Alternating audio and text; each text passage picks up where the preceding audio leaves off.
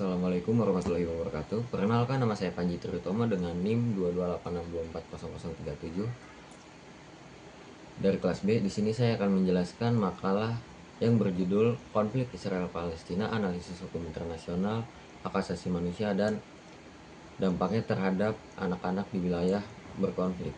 Nah, makalah ini membahas konflik Israel-Palestina yang merupakan salah satu konflik terpanjang di sejarah modern. Konflik ini berawal dari Deklarasi Balfour 1917 dan semakin memanas setelah berdirinya negara Israel pada tahun 1948.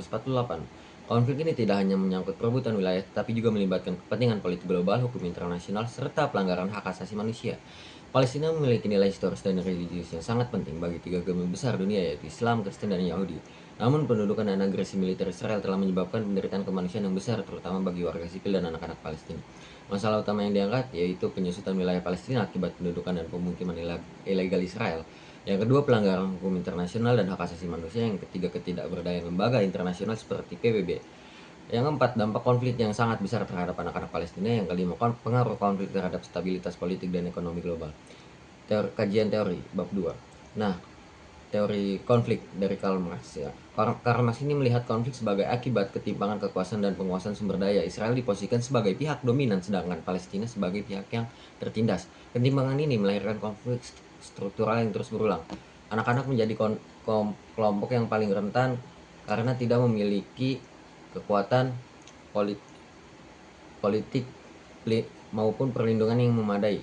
Konflik struktural ini menyebabkan trauma, kehilangan pendidikan, dan pelanggaran hak anak secara sistematis. Yang ketiga, teori realisme. Teori realisme memandang bahwa negara bertindak berdasarkan kepentingan nasional dan keamanan. Dalam konflik ini, Israel memprioritaskan keamanan nasional dan kekuatan militer, sedangkan Palestina berada pada posisi yang lemah secara kekuatan dan diplomasi. Realisme juga menjelaskan mengapa PBB gagal menyelesaikan konflik karena negara-negara besar seperti Amerika Serikat menggunakan hak veto demi kepentingan strategisnya. Teori kedaulatan dan pengakuan negara. Palestina telah memenuhi unsur negara menurut Konvensi Montevideo, yaitu memiliki penduduk, pemerintahan, dan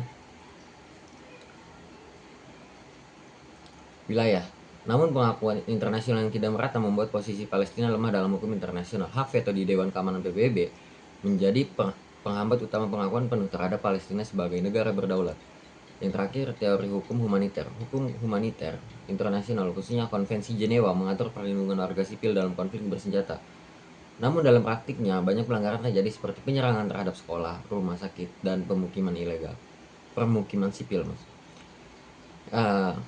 Satu lagi, teori hak asasi manusia. Hak asasi manusia bersifat universal dan tidak dapat dikurangi, termasuk dalam situasi perang. Pelanggaran hak hidup, pendidikan, kesehatan, dan perlindungan anak yang terjadi di Palestina. Yang selanjutnya bab 3, metodologi penulisan. Makalah ini menggunakan jenis penelitian kualitatif, yaitu penelitian yang bertujuan memahami dan menganalisis suatu permasalahan secara mendalam melalui data non-angka seperti teori, dokumen, dan kajian pustaka.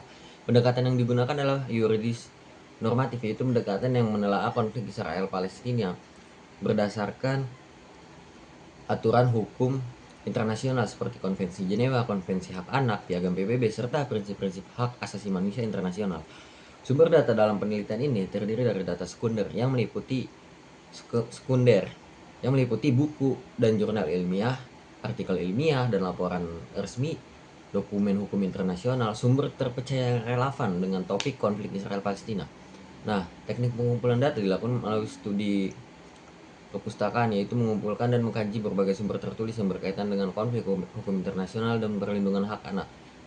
Teknik analisis data dilakukan secara deskriptif analitis, artinya data yang telah dikumpulkan dianalisis dengan cara menjelaskan, membandingkan, dan mengaitkan teori dengan fakta yang terjadi di lapangan untuk menarik kesimpulan. Nah, hasil dan pembahasan bab 4 selanjutnya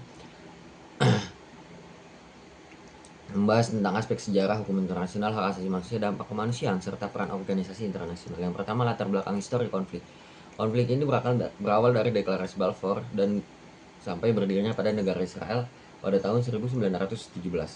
Nah, 1917 Deklarasi Balfour hingga 1948. Nah, yang kedua, status dan legitimasi Palestina dalam hukum internasional. Palestina secara faktual memenuhi unsur negara, tetapi pengakuan internasional belum penuh. Hak veto negara besar di Dewan Keamanan PBB menjadi hambatan utama bagi pengakuan kedaulatan Palestina secara utuh. Yang ketiga, pelanggaran hak asasi manusia. Dalam konflik ini terjadi banyak pelanggaran hak asasi manusia seperti penyerangan terhadap warga sipil, pembatasan akses kesehatan dan pendidikan, serta penghancuran fasilitas umum. Tindakan tersebut bertentangan dengan Konvensi Jenewa dan prinsip hukum humaniter internasional. Yang kelima, dampak terhadap politik dan ekonomi global. Nah, konflik Israel-Palestina tidak hanya berdampak pada lokal, tapi juga global, seperti ketidakstabilan geopolitik, gangguan perdagangan internasional, dan fluktuasi harga minyak dunia. Yang keenam, peran dan hambatan organisasi internasional. PBB dan organisasi internasional lainnya dinilai belum efektif dalam menyelesaikan konflik karena kepentingan politik negara besar dan penggunaan hak veto yang menghambat resolusi damai. Yang ketujuh, solusi dan rekomendasi. Bab ini merekomendasikan penguatan negara hukum internasional, reformasi mekanisme hak veto, perlindungan khusus terhadap anak-anak, serta dorongan diplomasi internasional yang adil dan berkelanjutan. Terima kasih. Cukup sekian dari saya. Wassalamualaikum warahmatullahi wabarakatuh.